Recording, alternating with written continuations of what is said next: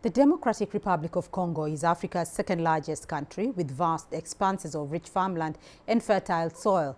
But decades of conflict and other problems have held back its agricultural potential, leading to high prices for locally produced foods. To keep up with demand for affordable food, the authorities have instead turned to imports. But as Chris Ochamringa tells us from Kinshasa, very often these foods are processed and therefore unhealthy. This bustling marketplace in downtown Kinshasa has an assortment of food and drinks sold at affordable prices. Joel Zello is a businessman who always comes here to buy sardines and canned beef. Most of us Congolese buy these products because they are cheap. If you walk around here, you will notice that the traders who have put their products on sale are selling more than their counterparts. We don't even care about the expiry dates. All we are interested in is getting cheap products. The rest will take care of itself. Congolese traditional diets are rich in whole grains, vegetables, and other foods that are high in nutrients. But many people cannot afford them. Imported, canned goods help those who are struggling with poverty. Mado Kote, a food trader, says most of what she sells comes from abroad.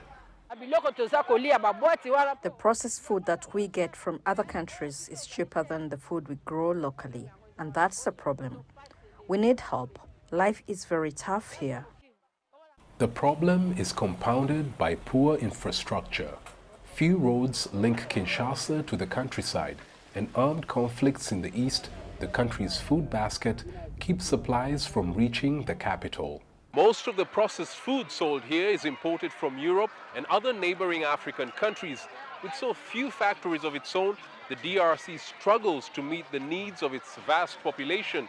That dependence has left the country exposed to global price fluctuations. According to the DRC government, the country spends $3 billion on food imports annually.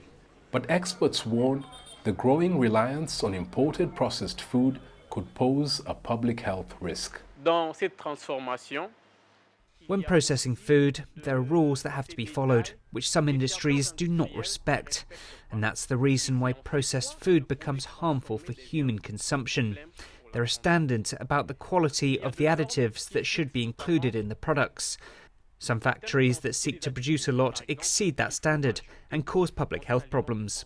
To address the crisis in 2022, the DRC government launched the ATA DRC project to transform the country's agriculture sector and boost local food production.